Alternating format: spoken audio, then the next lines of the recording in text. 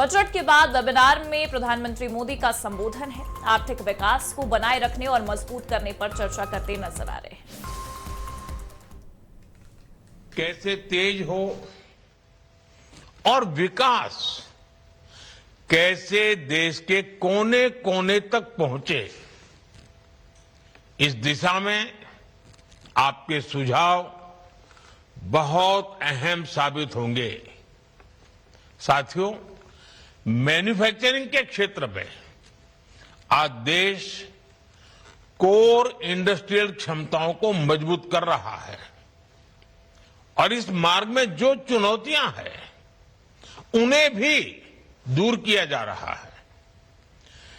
Dedicated rare earth corridors, container manufacturing, ऐसे sectors पर focus करके हम अपने ट्रेड इकोसिस्टम को मजबूत करने का प्रयास कर रहे हैं।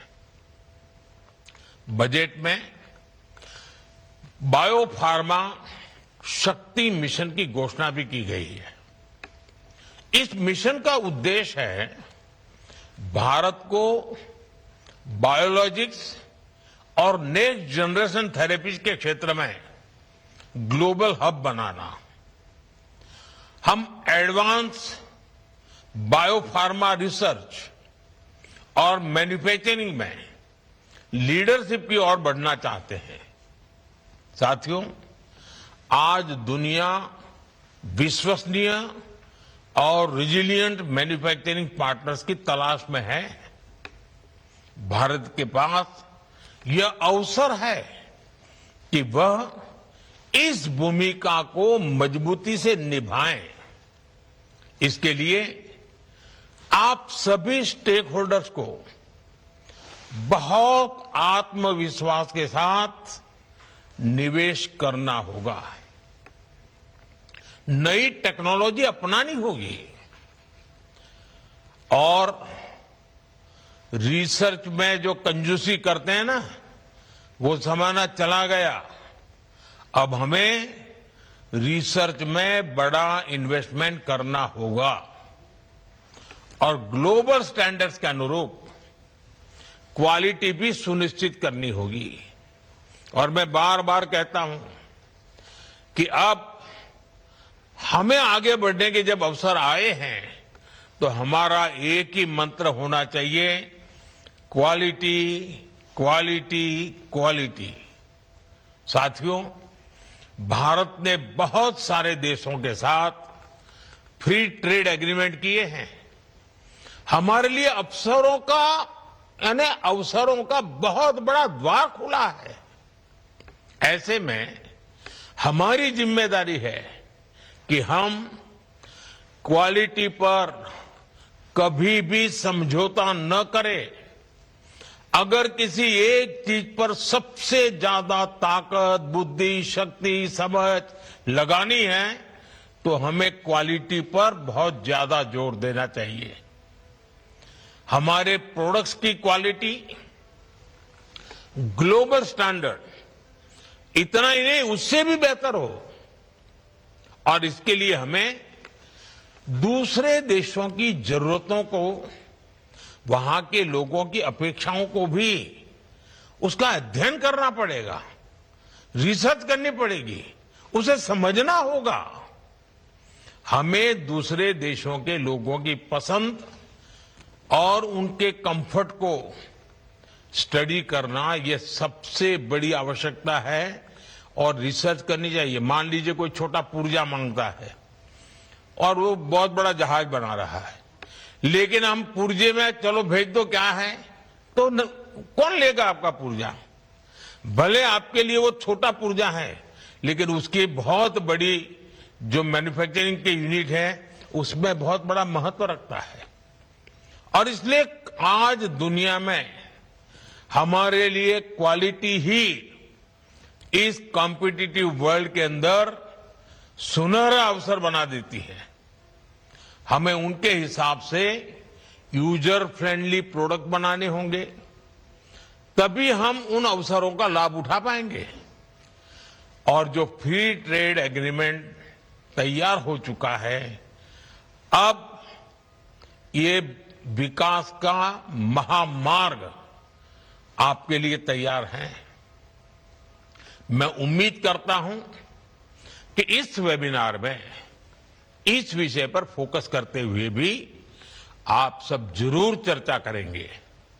साथियों, हमने एमएसएमई क्लासिफिकेशन में जो रिफॉर्म्स किए उसका व्यापक प्रभाव दिख रहा है। इससे एंटरप्राइजेज का ये डर खत्म हुआ है कि वो अपना विस्तार करेंगे तो उन्हें सरकार की ओर से मिलने वाले फायदे बंद हो जाएंगे। क्रेडिट तक एमएसएमईज की आसान पहुंच बनाने, टेक्नोलॉजी अपग्रेडेशन को बढ़ावा देने और कैपेसिटी बिल्डिंग की दिशा में लगातार प्रयास हुए हैं।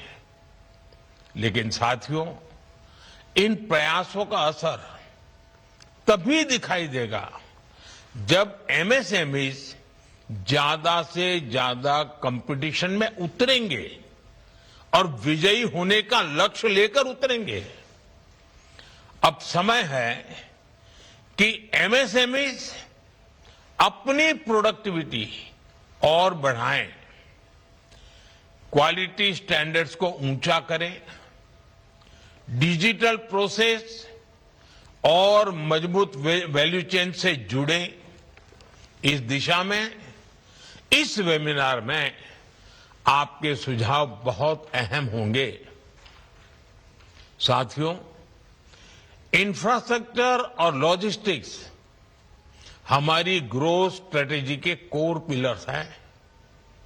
इस वर्ष के बजट में रिकॉर्ड कैपिटल एक्सपेंडिचर का प्रस्ताव है। हाई कैपेसिटी ट्रांसपोर्ट सिस्टम का निर्माण, railway, highway, port, airport, waterway के बीच बेहतर तालमेल, अलग अलग फ्रेट कॉरिडोर और मल्टी मॉडल कनेक्टिविटी का विस्तार, ये सभी कदम खर्च कम करने और एफिशिएंसी इंप्रूव करने के लिए आवश्यक है। इसलिए नए वाटरवेज, शिप रिपेयर फैसिलिटी और रीजनल सेंटर्स ऑफ एक्सीलेंस हमारे लॉजिस्टिक इकोसिस्टम को मजबूत करेंगे। 7 नए हाई स्पीड रेल कॉरिडोर विकास के ग्रोथ कनेक्टर बनने वाले हैं।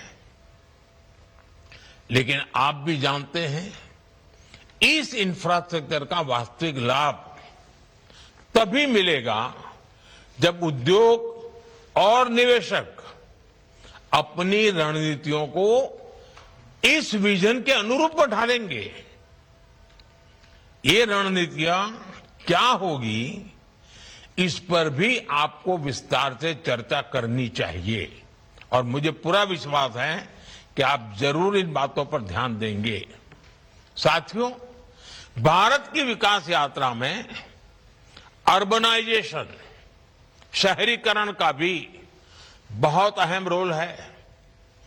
भारत की फ्यूचर ग्रोथ इस बात पर निर्भर करेगी कि हम अपने शहरों को कितना इफेक्टिवली प्लान और मैनेज करते हैं।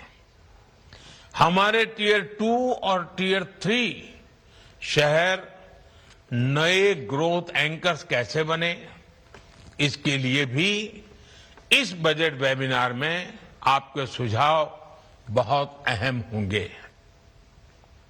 साथियों, आज दुनिया की अर्थव्यवस्था में एक बड़ा परिवर्तन चल रहा है। बाजार अब केवल लागत नहीं देखते हैं, वे सस्टेनेबिलिटी भी देखते हैं। इस दिशा में carbon capture, utilization and storage mission एक महत्वपूर्ण पहल है। अब सस्टेनेबिलिटी उसको आपको कोर बिजनेस स्ट्रेटेजी का हिस्सा बनाना ही होगा। जो उद्योग समय रहते क्लीन टेक्नोलॉजी में निवेश करेंगे, वे आने वाले वर्षों में नए नए बाजारों तक बेहतर पहुंच बना पाएंगे। इस साल बजट ने नई दिशा दी है। मेरा आग्रह है कि उद्योग, निवेशक और विभिन्न संस्थान मिलकर इस पर आगे बढ़े। साथियों, विकसित भारत का लक्ष्य कलेक्टिव ओनरशिप से ही हासिल किया जा सकता है। ये बजट वेबिनार भी सिर्फ डिस्कशन का प्लेटफॉर्म ना बने, सिर्फ अपने ज्ञान को हम बटोरते रहे ऐसा नहीं होना चाहिए, बल्कि इसमें कलेक्टिव ओनरशिप दिखे, ये बहुत जरूरी है। बजट ने फ्रेमवर्क दिया है, अब आपको मिलकर मोमेंटम पैदा करना है, आपको हमारे प्रयासों में सहभागी बनना है। आपका हर सुझाव, हर अनुभव जमीन पर बेहतरीन नतीजे लाने की क्षमता रखता है। आपके सुझाव देश की प्रगति में माइलस्टोन बने, इसी विश्वास के साथ आपका बहुत बहुत धन्यवाद। नमस्कार।